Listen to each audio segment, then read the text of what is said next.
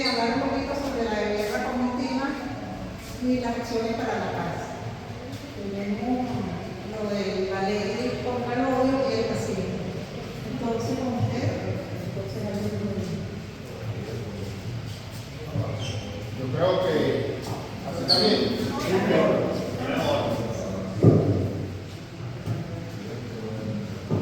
Así está bien. Bueno, muy buenas tardes. Agradecido por la invitación que me hacen acá a la parroquia San Bernardino.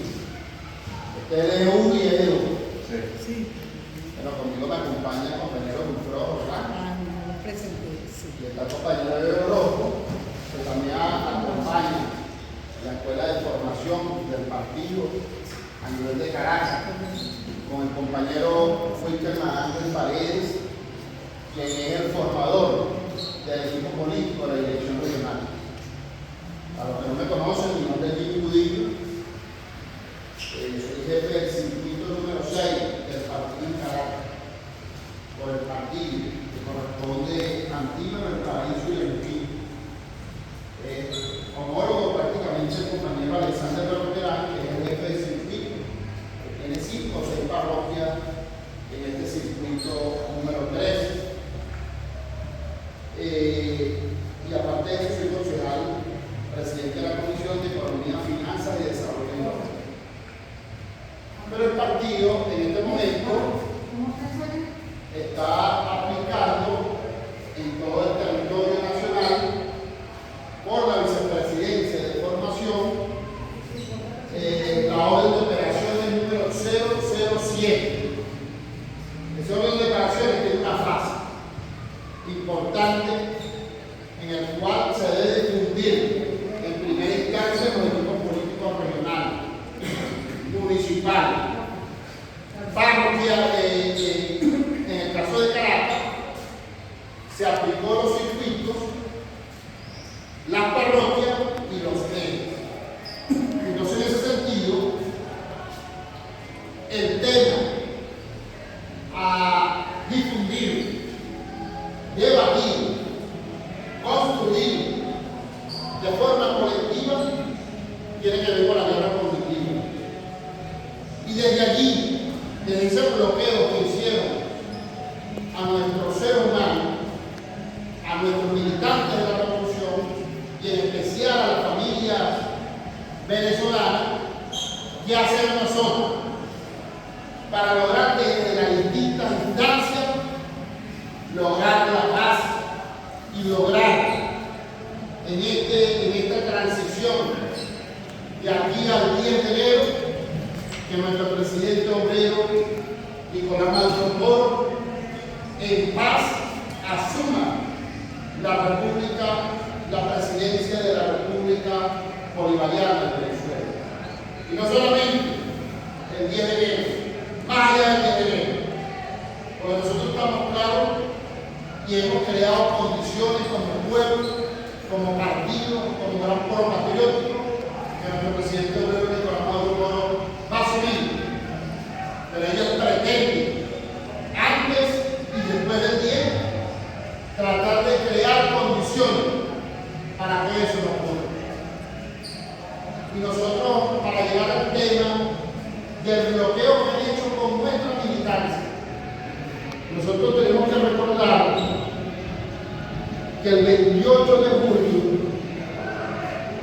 en estos sectores populares o en parroquias donde tienen más de 100 sectores populares, 200 sectores populares, donde históricamente ha dominado el chavismo, el bolivarianismo, la revolución bolivariana, pues ellos trataron de bloquear desde el 28 en la mañana a nuestra vida.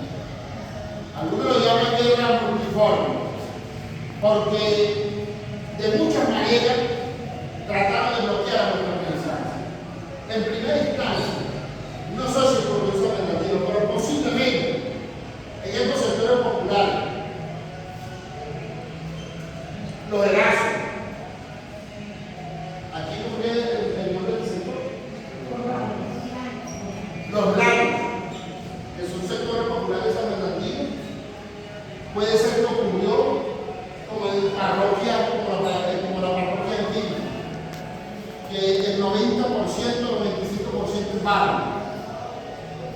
y donde predominó siempre el chavismo. Ellos votaron a votantes de Montalbán y del Paraíso para que votaran en los barrios. ¿Qué quiere decir? Que se presume que desde el mismo Consejo Nacional Electoral nos infiltraron para ese plan. Es decir, que nos infiltraron las instancias de gobierno, nos infiltraron el partido, nos infiltraron los partidos del gran pueblo patriótico, nos infiltraron la familia y nos bloquearon la familia. Entonces, cuando en la mañana veíamos en los lados y los helazos, de repente había personas allí que nosotros nunca habíamos visto desde la UH, ni de la comuna, de las comunidades, ni desde el centro electoral, ni de las calles. Entonces estaban haciendo allí la cola gente que nosotros no conocíamos. Entonces buscaron a algunas personas para qué? Para que nuestra militancia se desmovilizara en el territorio. Y después a las 6 de la tarde, los comanditos, que aquí debe haber muchos comanditos, comenzaron a movilizarse para neutralizar la acción anterior. Vean que antes de las elecciones, ellos ni siquiera colocaron un perdón. Nosotros teníamos en el país 3 grandes manifestaciones mínimo diarias y teníamos como 15 manifestaciones en apoyo al presidente Nicolás Maduro Moro. Y el presidente llegaba a 3 sitios diariamente en varios estados del país, sin contar los que llegaban de Osdalo, sin contar los que llegaban los hermanos Rodríguez. Quiere decir que nosotros teníamos diariamente, en los 2 últimos meses, antes del 28 de julio, grandes movilizaciones. Esas movilizaciones se demostraban la fuerza del Partido Socialista de Venezuela y del gran pueblo patriótico. Y ellos tenían una diaria. ¿Qué quiere decir? Que lo que se expresó el 28 de julio es que fue la movilización que nosotros realizamos. El 25 de julio, la movilización que hubo en el cierre de campaña fue la segunda más grande después de la que se dio el 4 de octubre del 2012 con el comandante Chávez, donde alrededor de la avenida Bolívar se llenaron muchas avenidas. No fue tan grande como esa, pero fue inmensa y fue superior a la de la señora Machado, diría el profesor Edgardo Ramírez, que no la llamemos María, porque María es un hombre celestial. Y como un hombre celestial, es un hombre que lleva y llena el espíritu. La señora Facincha Machado, junto con su candidato, el señor Gonzalo Urrutia, no lograron ni siquiera un tercio de la gran movilización de Nicolás Maduro Moro. Pero tenía algo, que ahí es donde vamos a caer a la guerra cognitiva. Tenía las redes sociales por encima de la intención nuestra.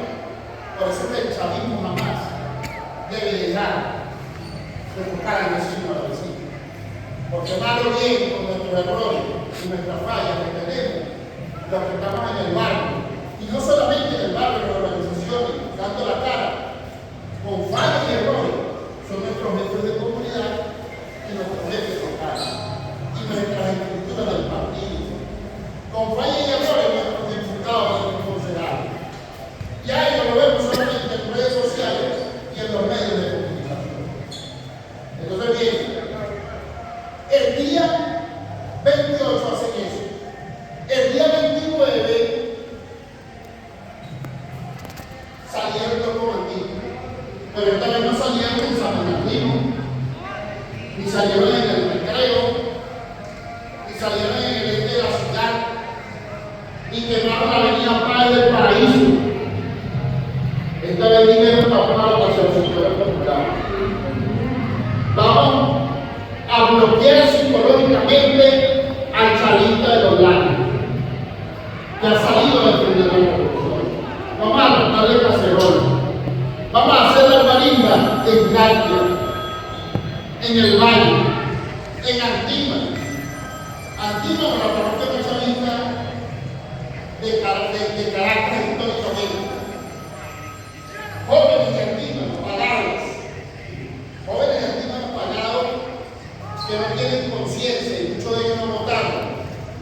Para que el día 29, después del mediodía, de que el Consejo Nacional Electoral reconoció todo el triunfo o todo el esfuerzo que se hizo en la campaña. Más de 10 actividades diarias contra uno. Ellos sí, ningún tipo de propaganda, como ellos se prepararon para el golpe, para dar un golpe de Estado. Y llegaron gente de Macará, que también trancaron Macará, gente de California. Se unieron en el indio de California más de 500, 600 jóvenes que estaban momiatizados, porque la guerra cognitiva momiatiza a la gente, la robotiza, lo convierte en seres no pensantes, momiatizados, totalmente robotizados. Entonces, esa situación, 500 jóvenes que entraron por manera se la pagó el tiempo. Pero de Montalbán, del Paraíso, con la Católica de Nuevo venían como 500 más. Pero por allá trabajaban de Junquito y del Paraíso para trancar la parroquia chavista del Paraíso. Algo así ocurrió en Sucre. Y algo así ocurrió en el Valle Cocho. Y mientras eso ocurría en esta parroquia cercana al Palacio de Miraflores, movimientos organizados de los comanditos llegaban de 50 a 100 carajos, gran parte de ellos armados, hacia la avenida Barán, bajando de arriba de Altagracia y de la Pastora, y posiblemente de San José, llegaban entre 50 a 100, en algunos casos 200, gran parte armados, a una cuadra del puente Yacuy. Por la avenida Urdaneta, otros 100 más. Por la Viale, otros 100 más. Y así sucesivamente subiendo por la Barral. Y venían desde Sucre. Bueno, menos mal que nosotros tenemos hombres y mujeres que están dispuestos a defender la revolución. Tuvieron a 2 cuadras del Palacio de Miraflores. Pero no era mucho, porque la idea era causar psicológicamente en el cuadro en que nosotros habíamos perdido, pero causar la desmovilización. Por supuesto, cuando tú tienes bloqueado el suroeste de Caracas y tienes bloqueado allá en Sucre y tienes bloqueado el Valle Coche y vienes con esta gente organizada que estuvieron cerca del Palacio de Miraflores, la idea era que el 29 de julio tumbar a Nicolás Maduro Moro y nuestra gente bloqueada. El 30 de julio comenzó nuevamente el despertar de nuestra militancia que estaba neutralizada, tipo shock, guerra cognitiva para desmovilizar al cuadro, para creer que algunos pueblos nuestros creyeron que nosotros habíamos perdido las elecciones. Algunos cuadros nuestros creyeron que no solamente habíamos perdido las elecciones, que esto se había perdido.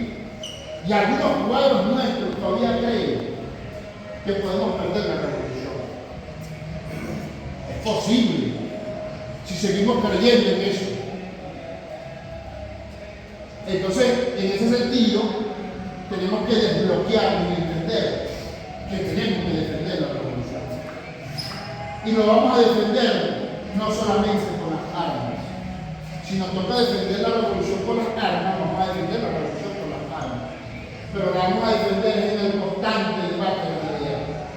Elevar nuestra fuerza espiritual. Andar con la cara viendo hacia adelante, el cuerpo libre. Moralizarnos, no solamente nosotros, sino a nuestra familia. Y más adelante vamos a explicar por qué la familia. Porque el ataque es multiforme. Y diría Melvin Fernández, para llegar a eso, del ataque multiforme, porque la guerra cognitiva es un ataque que va a la psique. Pero cuando digo multiforme, hay que buscar muchos mecanismos. Uno de los mecanismos era la desmovilización de nuestro cuerpo. Otro mecanismo era asaltar el poder a través de los comanditos. Comanditos preparados en dos fases, uno para desmovilizar y otros comanditos para asaltar el poder. El Palacio de Miraflores es el poder. Ellos tenían para tomar el poder dos objetivos. Uno, tomar el Palacio de Miraflores. Dos, un magnicidio, asesinar al presidente Nicolás Maduro. De todas las formas y de todas las maneras. Entonces, bien, Melvin Fernández establece, habla de seis guerras generacionales. Hasta la sexta guerra de generación. Porque la primera guerra de generación la vivimos nosotros con la resistencia indígena. Nosotros en Venezuela resistimos. Cerbatana, flecha, arcos, lanza, contra caballos, botas, uniforme y polvo. Resistimos con Guaycaipuro, con nuestras etnias, pero al final no manejamos la tecnología, no es tecnología, lo innovador del momento, la pólvora, los ejércitos con caballos, los cañones, contra arcos, contra flechas. Es decir, ahorita en este momento lo que innova es las redes sociales. Por eso que nosotros tenemos que dar la batalla en todos los escenarios. Pero no podemos abandonar la meta, el método Chávez. 1/10, y el 1/10 implica toque al pueblo. Ahí ve familiares nuestros molestos con nosotros, que llegaron al gobierno como familia. Pero entonces viene la segunda guerra de generación. Entonces esa se dio en la Primera Guerra Mundial. Estaban saliendo ya las ametralladoras, las batallas eran cuerpo a cuerpo. Había avionetas en ese momento, pero las avionetas eran muy poco usuales para la guerra. Mas, sin embargo, había en ese momento. La tercera guerra de generación, la Segunda Guerra Mundial. Ahí hubo más innovación. Y esa innovación pasaba ya con tanques más sofisticados, con aviones F-16, con bombas nucleares. Mire que la Segunda Guerra Mundial, que es la tercera guerra de generación, fue acabada con una bomba nuclear. Estaba empezando el mundo a cambiar la forma de hacer la guerra, porque las guerras convencionales son guerras directas cuerpo a cuerpo. Estas tres primeras guerras fueron convencionales. La primera guerra generacional, la segunda, la tercera. Cuarta guerra de generación. Esa no la planteó el comandante Chávez. Y el comandante Chávez no solamente hablaba de que la guerra era convencional, sino habían guerras no convencionales. Y ya comenzaba el ataque a través de los grandes medios de comunicación, las transnacionales de la comunicación, CNN y otras transnacionales mundiales, que a través de esas transnacionales de la comunicación globalizaban el capitalismo en el mundo. La globalización del capitalismo. CNN y otras grandes televisoras, acompañadas de televisoras nacionales. Es decir, que ya empezaban a atacar la psiqui de nuestro pueblo venezolano. Esa es la cuarta guerra venezolana.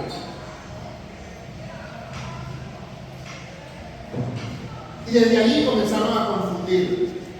2005, 2006, 2007, propuesta de la reforma constitucional. Te van a quitar tu hijo si tú votas por la reforma. Y mucha gente se confundió y perdió en el 2007 la reforma constitucional.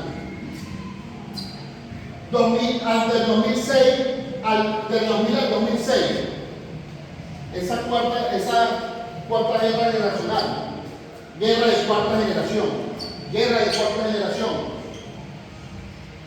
explicaban antes que llegara Chávez que Chávez iba a freír la cabeza de Babadé con un sartén, que iba a ser un dictador,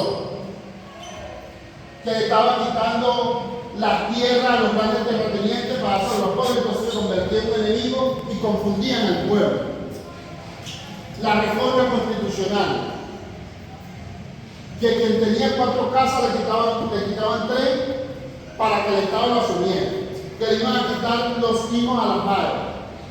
La manipulación mediática, la guerra de cuarta generación. Es decir, ahí comenzaron dentro de esa guerra de cuarta generación lo convencional, que son guerras con armas de fuego cuerpo a cuerpo, y lo no convencional. Comenzaba el ataque hacia la psiqui del pueblo a través de los medios de comunicación. Y estaban comenzando las redes sociales. Diría entonces el compañero general Mendy Fernández, echa el cuento de la guerra de quinta generación. La guerra de quinta generación ya no solamente son las transnacionales de la comunicación, de radio y televisión, ya son las redes sociales. Y las redes sociales comienzan a dominar el espectro global mundial a través del Facebook, del Instagram, del WhatsApp, del Twitter. Esas eran las grandes redes sociales y por allí comenzaban a confundir. Ejemplo, una de las situaciones que llevó a la derrota del 2015 de la Asamblea Nacional fue esa guerra de quinta generación.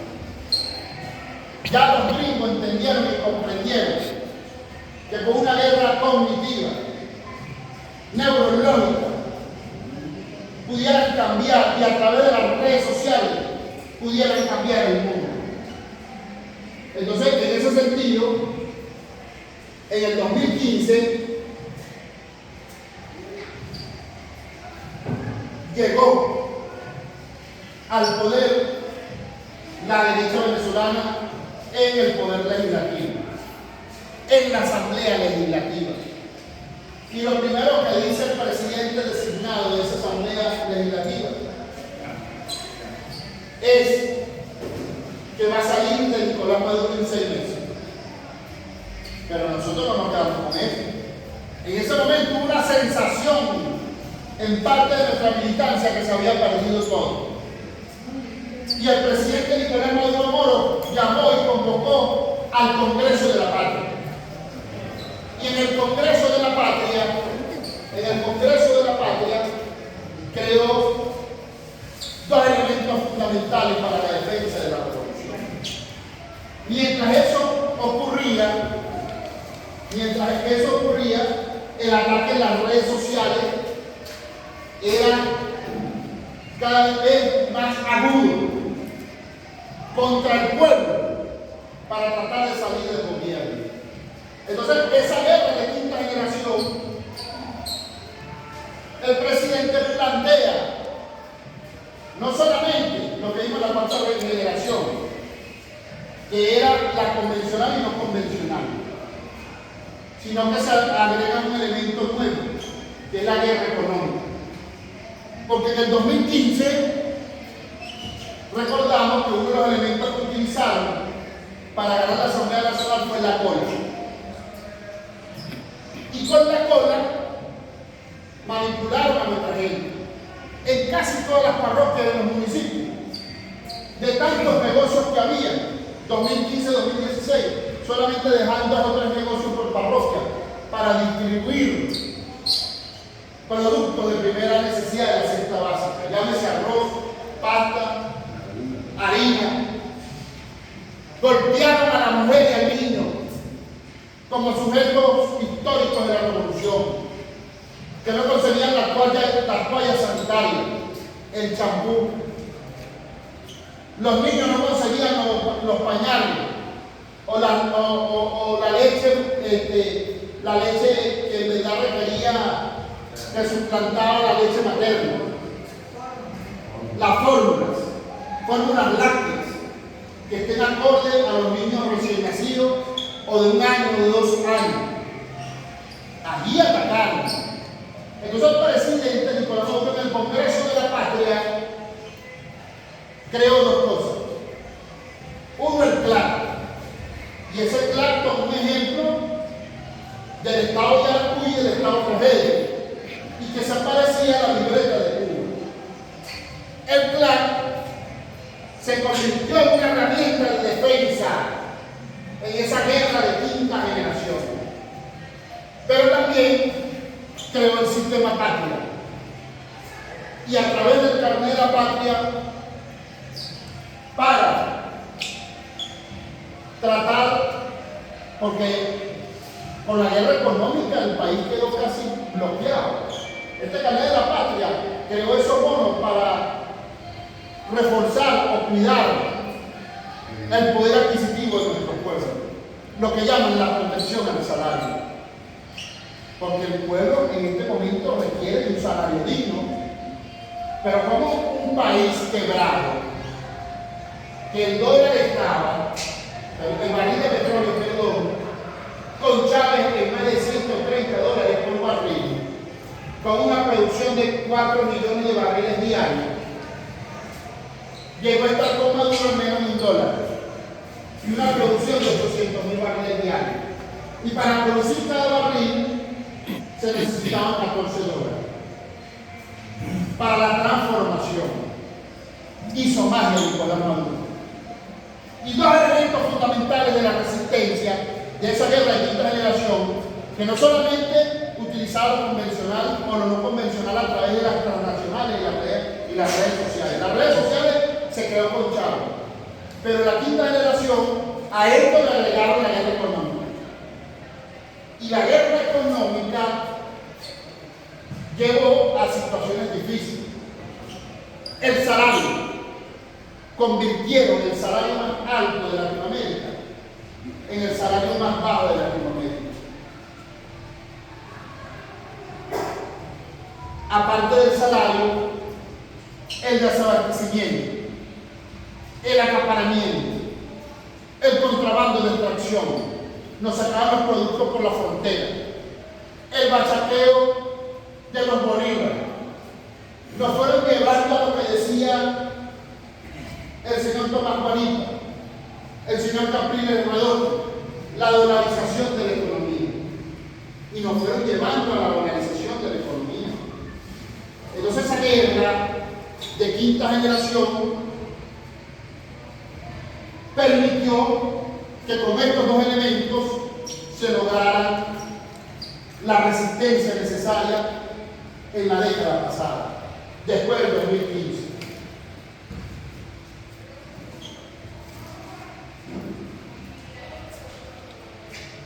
El caso del CLAC. Se conformó la organización a partir de marzo.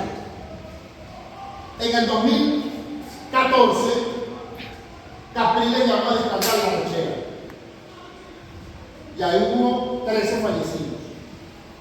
En el 2016, a finales del 16 y 17, Leopoldo Hoyos López llamó el movimiento de la salida.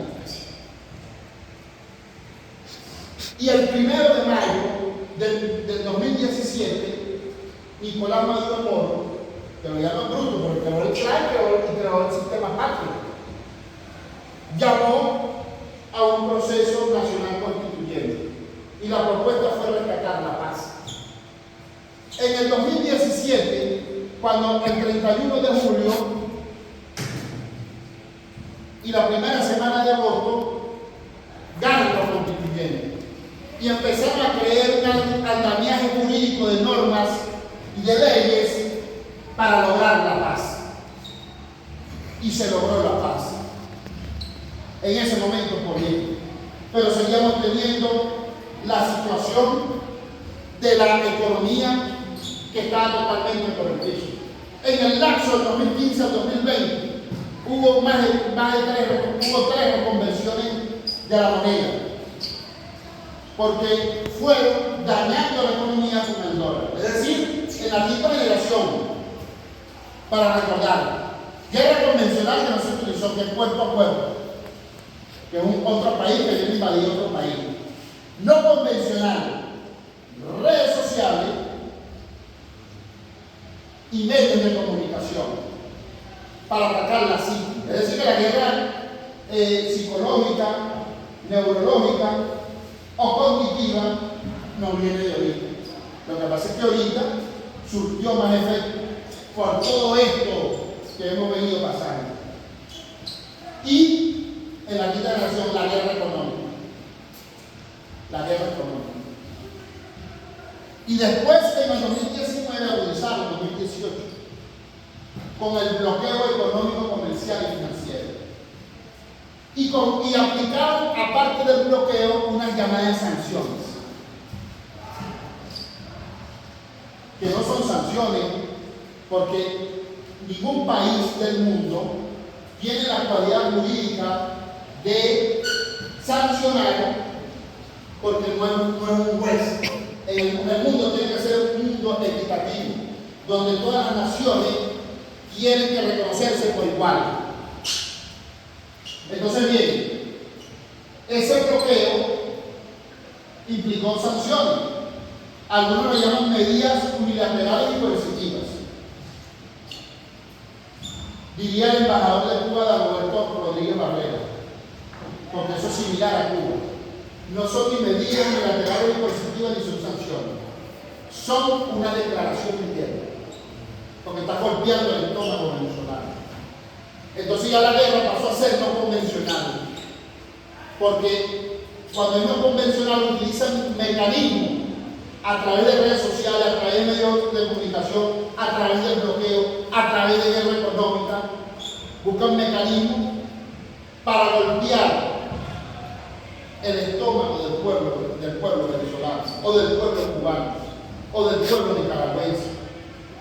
No se ve esa guerra no convencional, por eso es que lo confunden a nuestro pueblo, pero cómo se siente en el estómago, en las entrañas, cómo neutralizan psicológicamente a nuestro pueblo, a nuestra militancia, para salir a defender la revolución bolivariana. Entonces esa guerra de quinta generación se agudizó la situación con la pandemia de la COVID-19. Y el presidente Nicolás Maduro Moro, que algunos lo llaman bruto, pero se ha mantenido en el poder, sobre todo los de la derecha lo llaman bruto, creó a pesar del poder adquisitivo muy bajo, a pesar de la guerra económica, a pesar del bloqueo, creó unas medidas de bioseguridad para el pueblo venezolano. Y una de las tasas mortales más bajas del mundo con relación a la COVID-19 fue la República Bolivariana de Venezuela, producto de las medidas asumidas por el presidente Nicolás Maduro Moro. Ahora nos hablan en este momento dijo el general Melvin Fernández, que ya hemos pasado estas guerras generacionales. La guerra de primera generación, la guerra de segunda generación, la guerra de tercera generación, la guerra de cuarta generación, la guerra de quinta generación y la guerra de sexta generación, que es multiforme. Ya son más elementos, es por todas las vías. Y sobre todo, ya no predomina tanto la guerra económica, aunque sigue golpeando el estómago de nuestro pueblo. Ya predomina la guerra psicológica. Utilizaron la familia, hijos e hijas, desde fuera, porque entendieron que la guerra multiforme no es solamente atacar en la República Bolivariana de Venezuela. Tenemos que destruir la familia, el núcleo de la familia, pero para lograr la paz tenemos que rescatar la familia. O jóvenes, hombres y mujeres de afuera, lo fueron tocando en Chile, en Ecuador, en Perú. A ellos no les importaban los actos xenofóbicos de otros países que se le están aplicando a muchos jóvenes. Hasta salieron nuevos elementos.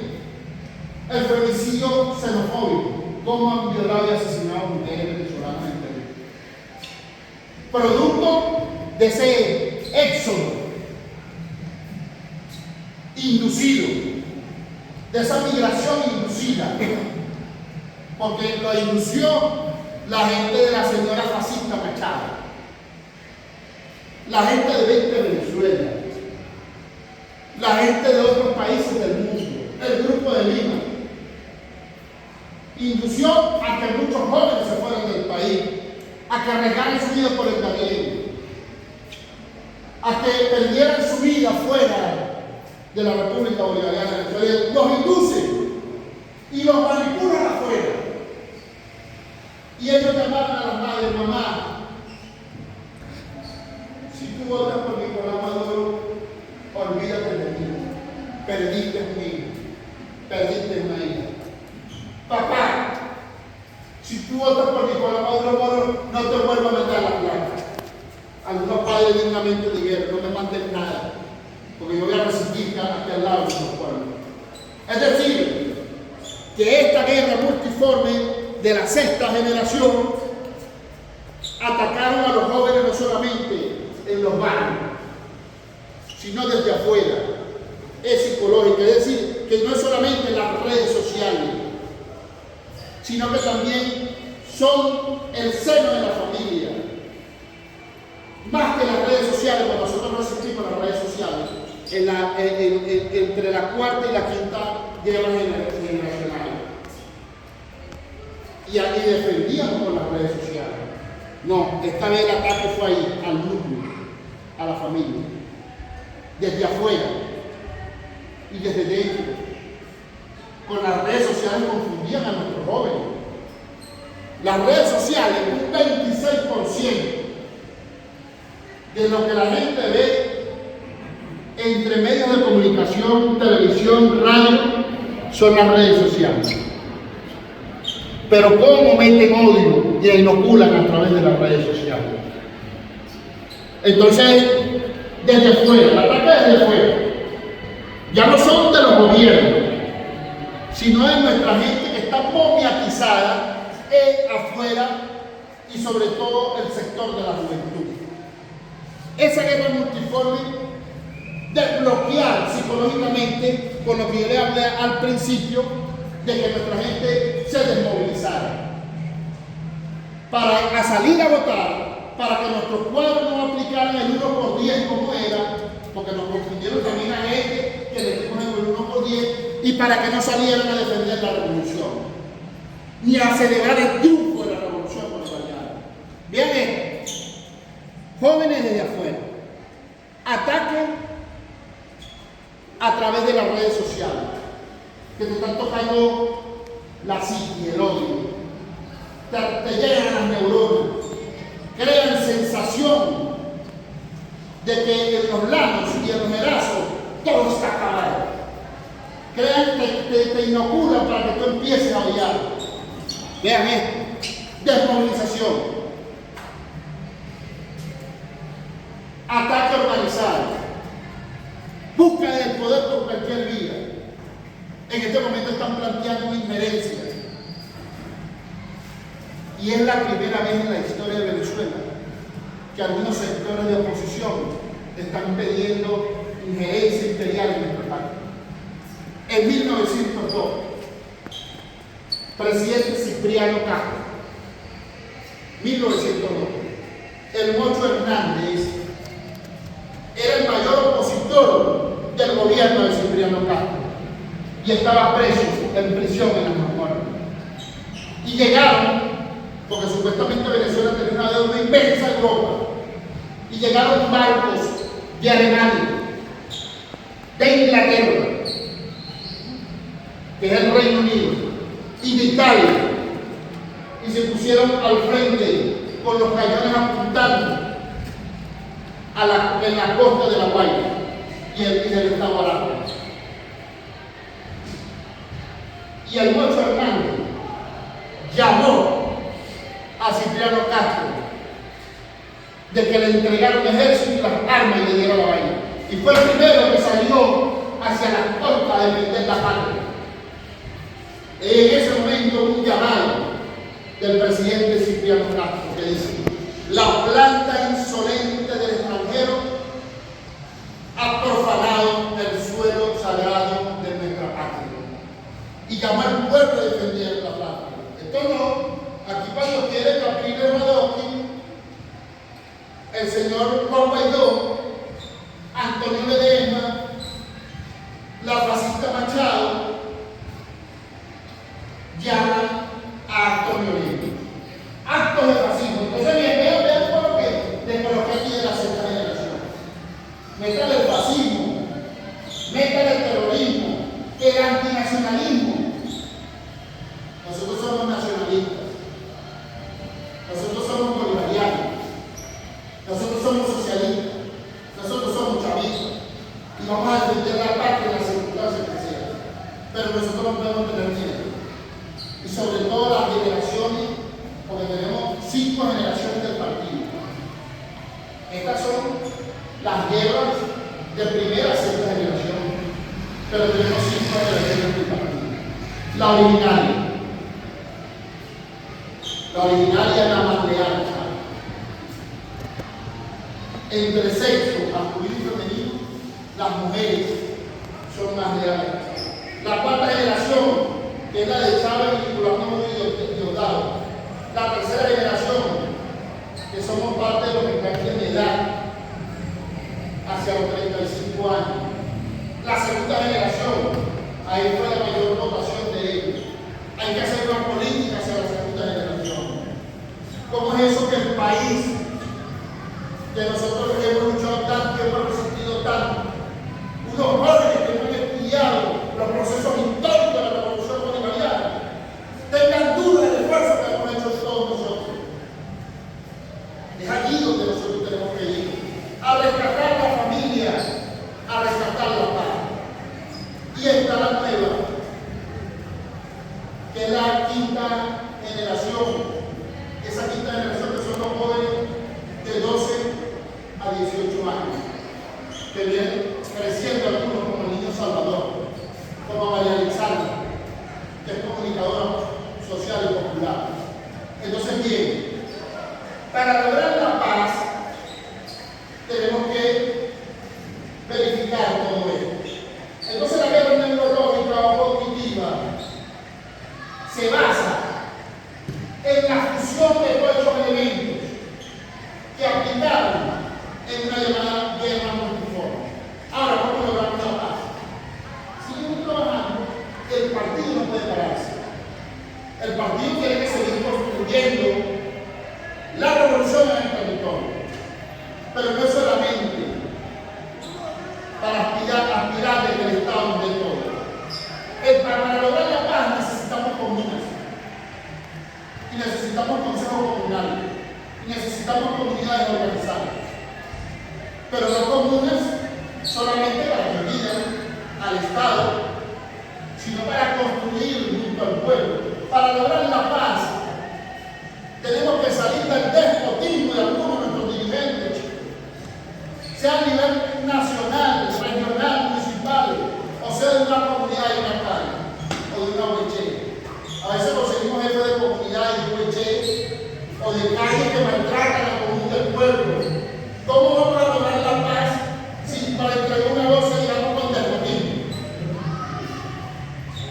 ¿Cómo vamos a lograr la paz si cuando alguien te viene a pedir una carta de residencia, una sale con una parada? Oye, nos empiezan a agarrar de la echar de forma colectiva, eso no es el chavismo.